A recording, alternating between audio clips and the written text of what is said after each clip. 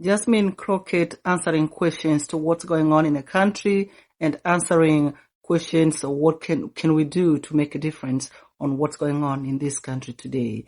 And guys, take a look at what she just said. Believe that what the president did is legal? No, I don't.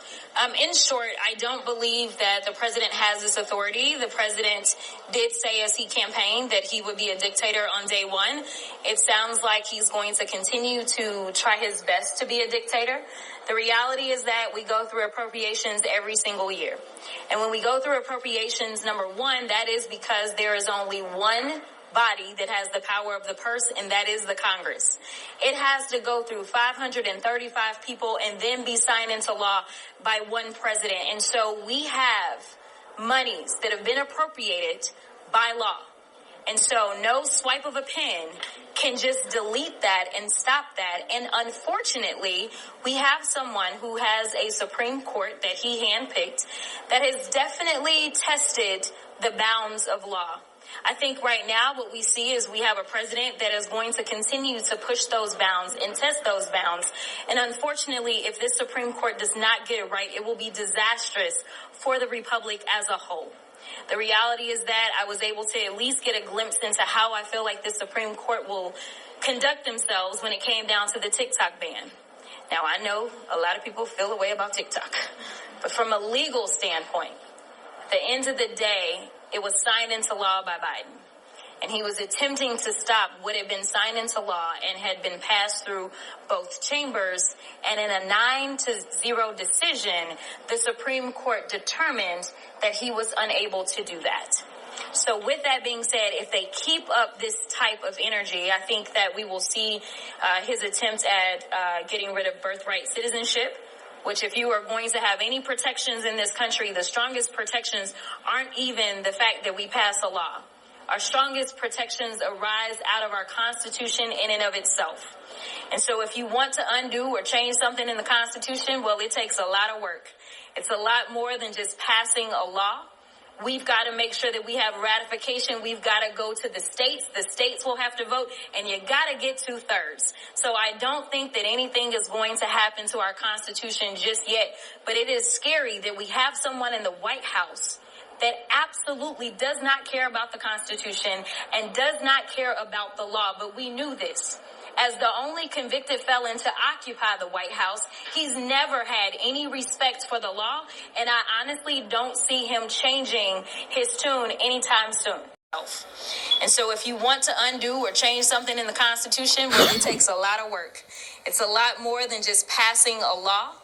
We've got to make sure that we have ratification. We've got to go to the states. The states will have to vote, and you got to get 2/3. So I don't think that anything is going to happen to our Constitution just yet. But it is scary that we have someone in the White House that absolutely does not care about the Constitution and does not care about the law. But we knew this.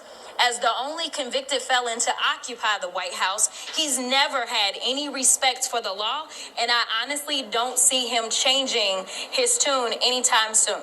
Now, we'll see if he ends up running up against a bunch of Eileen Cannon judges who will just ignore the law. But as of right now, I can tell you that at least one district court judge in D.C. has decided that she was going to swipe down some of his attempts. That doesn't deal with everything, though. And to be perfectly honest, the White House is saying one thing while the OMB office is sending out different things. We also know that the Medicaid website went down. It just so happens that it's allegedly a glitch at the same time that we are saying that no, the OMB said that some of these things are not allowed to receive funding. So, Head Start, Meals on Wheels, SNAP benefits, LIHEP, rural electric funds, all these things are in limbo, as well as infrastructure projects where people literally made contracts knowing that they were getting this money. And so I am applauding those attorney generals in states that are democratically controlled, because those are the attorney generals that have decided to come together. And frankly, if the Republican states are not interested in seeking out the funds that I'm sure Mississippi, Alabama, Louisiana, the funds that I'm sure that they really need more than some of these other states, then frankly, that's okay. If they don't want their money, then don't get it. We'll take it all. Next. And I would imagine you're getting a lot of calls from your constituents now. Have you talked to anyone locally? Have they been told anything about how this would directly impact them? Yeah. Here before the judge? No, I've not talked to anyone myself. Thank God for my staff. I've not talked to anyone directly. I just know that I've been receiving, if it's someone that has my personal cell phone number, I've been receiving panicked text about everything from birthright citizenship to whether or not, I mean, even when I got my hair done today, as y'all know, I had braids, and I don't anymore. But even my hairstylist was very concerned and was asking questions. So everyone is paying attention. So I will say that he's awakened everyone to the extent that they're paying attention to government. But right now, I'm going to be honest, this administration is sending out mixed signals. At the end of the day, whichever signals they're sending out, I personally believe from my legal training that all of it is illegal, regardless of which mixed signals they're sending out. And the question is how quickly we can get into court and whether or not we will have more judges that are more loyal to Trump or if they are more loyal to the Constitution and the oath that they swore. Congresswoman, I'm Dave Tapper from Dallas Voice, Yes. your downstairs neighbor. As a strong advocate for civil rights, what do you see as the most urgent legislative priority to protect the LGBT community, especially after some of these horrible executive orders that have come out this week? Yeah, so I do want to be clear about diversity, equity, and inclusion because I think that that's really a good place to start. And I always talk to my colleagues because every time they say, quote unquote, DEI, it's always now like their new slur for black folk, just to be perfectly honest. But diversity, equity, and inclusion includes so much more than that, right? It includes making sure that we're looking at people that are within the LGBTQIA community and making sure that they have protections. It's looking at making sure that those that come from rural America have protections. It's looking at women. It's looking at our uniquely abled citizens. It is looking at basically making sure that we are not just old, straight white men. That's it. And it's making sure that everyone has an opportunity. It's making sure that those governmental agencies look like who we are in this country. And so I think that probably has to be the most urgent thing because I think that it is all encompassing and it's looking at our civil rights as a whole. In addition to the fact that what we're experiencing is they went after our education with the affirmative action decision. This is kind of a bleed over, but this all goes to economics, right? At a time in which we still can't get anyone to agree to raise the minimum wage, which hasn't been raised in probably close to 20 years now that we're going on, we see that the billionaire class is continuously overnight just making more and more money. I mean, the richest man in the world literally made like another $200 billion like in the few days after the election, right? And so what we've got to do is make sure that, number one, we're not allowing people to divide us because I will be honest, we were divided in this election about trans folk. That's just a reality. And then Democrats started falling apart about trans folk because they felt as if it was seeping through. The reality is that when we start to talk about trans folk make up probably less than they make up less than 1% of who we are in this country. But if you allow them to divide us over trans rights, then they can divide us over immigration, which they did that as well. It's the division that is killing us. And the reality is that it's not really about whether or not you agree, like it, love it, or understand it. It's about understanding that this is supposed to be the land of opportunity and the land of the free for all. And so we've got to stand together. So the one plea that I will have is that I want us to stand together. Let's stand with our LGBTQIA community. Let's stand with our immigrant community. Let's stand with black folk. Let's stand with women. Let's stand together because there's more of us than there are of the select few that are pushing this white supremacy agenda. We cannot get caught up in it. And when you look back at the playbook of Hitler, when you look back at the playbook of the KKK, it never was just about black people.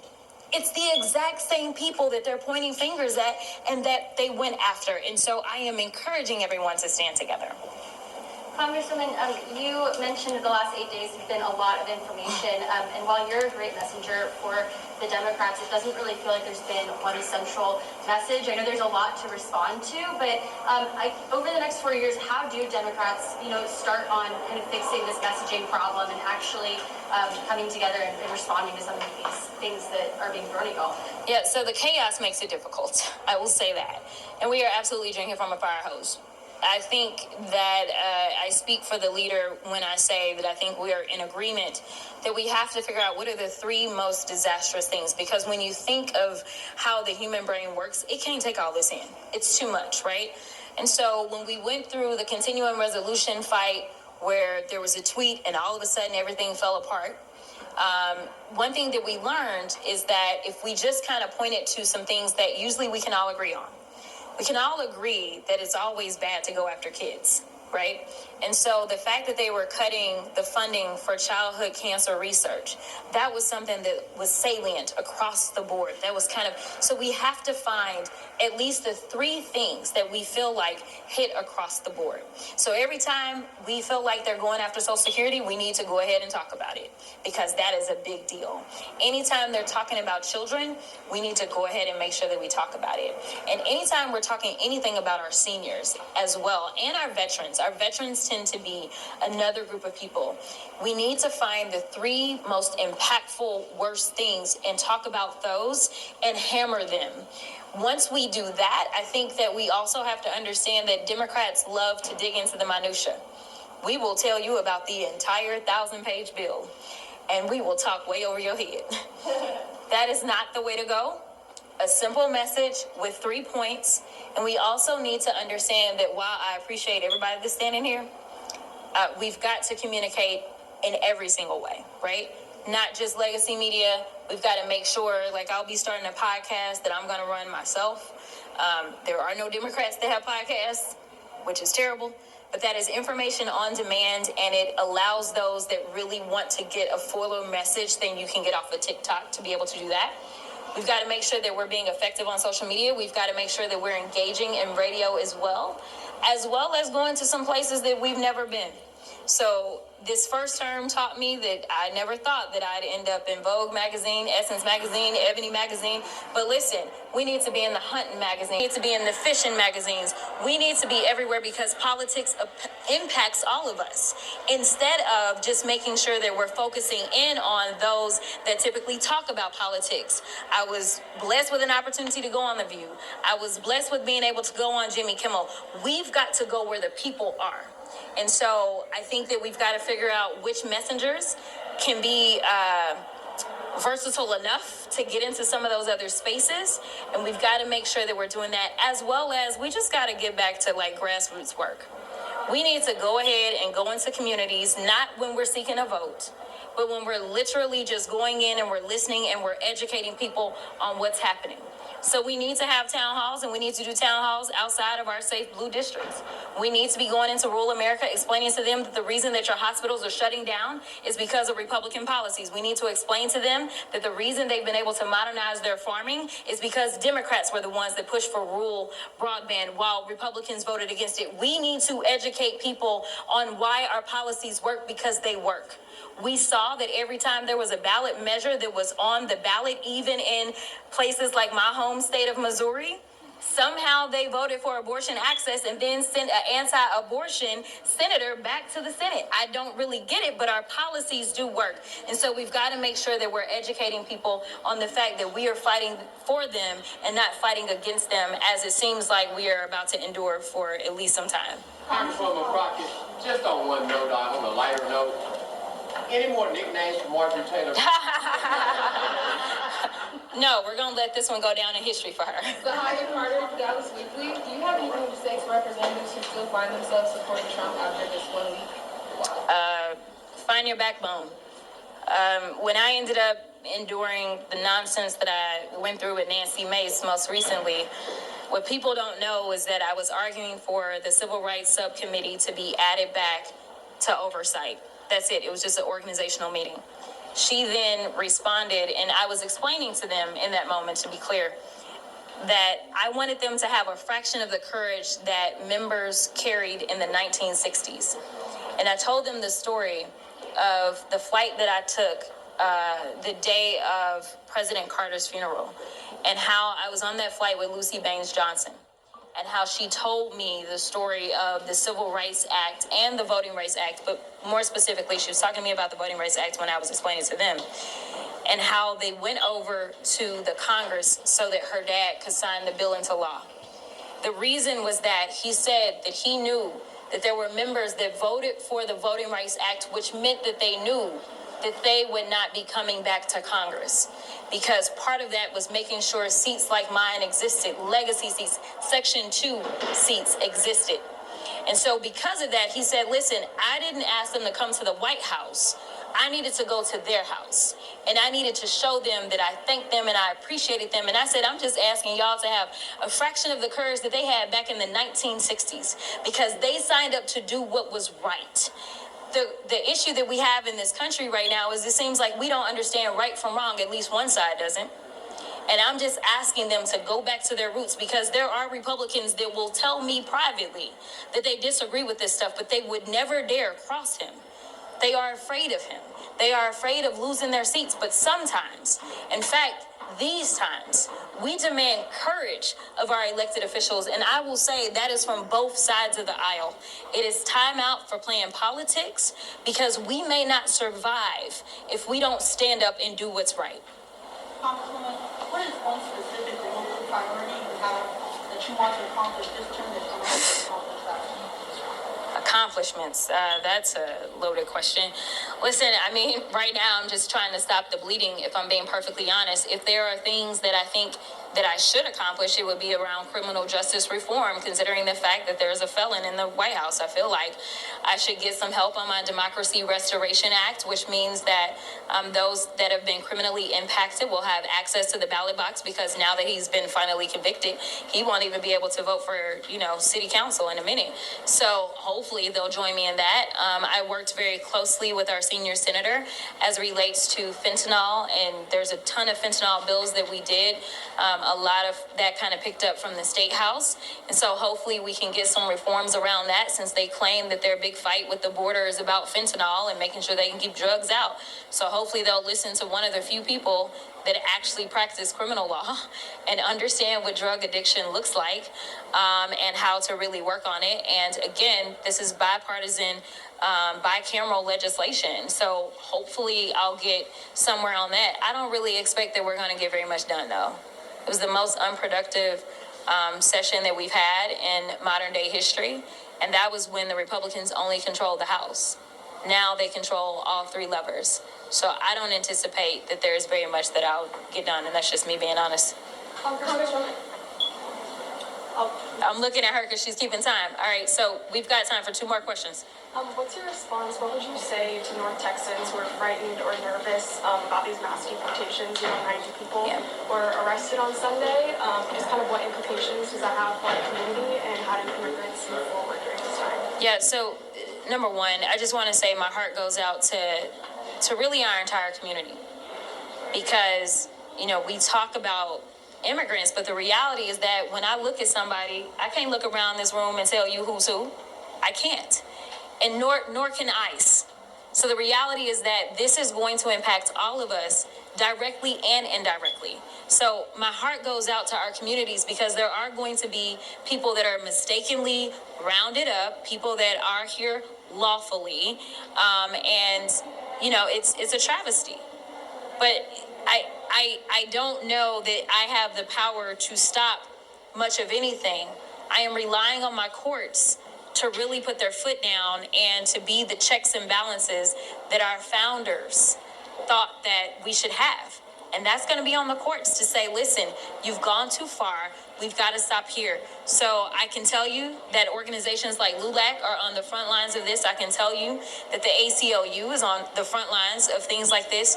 And it is my hope, again, that we will have judges that will remember the oath that they took and recognize that Donald Trump was not a part of that oath and will do what they need to do. As of now, if I was to pull off my political hat and put on my attorney hat, I'm going to say keep yourself safe.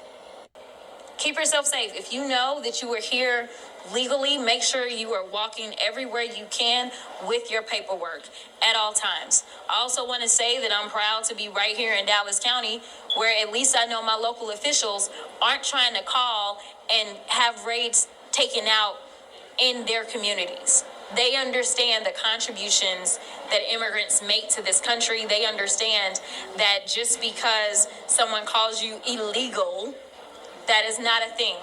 We have people that are undocumented. We have people that have tried to go through the process, and unfortunately, because there are those that feel like it wasn't worth the investment, people historically have been waiting before COVID 6 to 7 years to try to get anywhere in the courts. And all they want to do now is defund, defund, defund. We need to invest so that if somebody is actually coming into this country to harm us, we can get them out immediately. But those that are coming to contribute and work, we need to make sure that they are getting processed and they are paying taxes. And to be clear, undocumented folk contribute approximately $100 billion in taxes. They pay into Social Security and they don't get to draw down on it. So stop, again, allowing them to divide us and to demonize them. Last question. Congresswoman, what do you say to folks who are just tired? Healthcare workers, educators, social justice folks, and they are having trouble getting the momentum to keep going in this new administration? I will try to paraphrase what the vice president said in her concession speech, when her concession speech definitely shouldn't have been a concession. I will say that she reminded us that the only time we see stars is in darkness. The reality is that this is our time to shine. You cannot allow this darkness to get you down. This is when you can be seen, because we are going through the trials and tribulations. No matter how loud so many of us screamed, we couldn't be seen because it wasn't dark enough. This is our opportunity. We know what the playbook looks like because we've been here before, but we have more tools at our disposal. We need to use those tools. We need to use them for good, and we need to push back and get this country back on track. Thank you so much.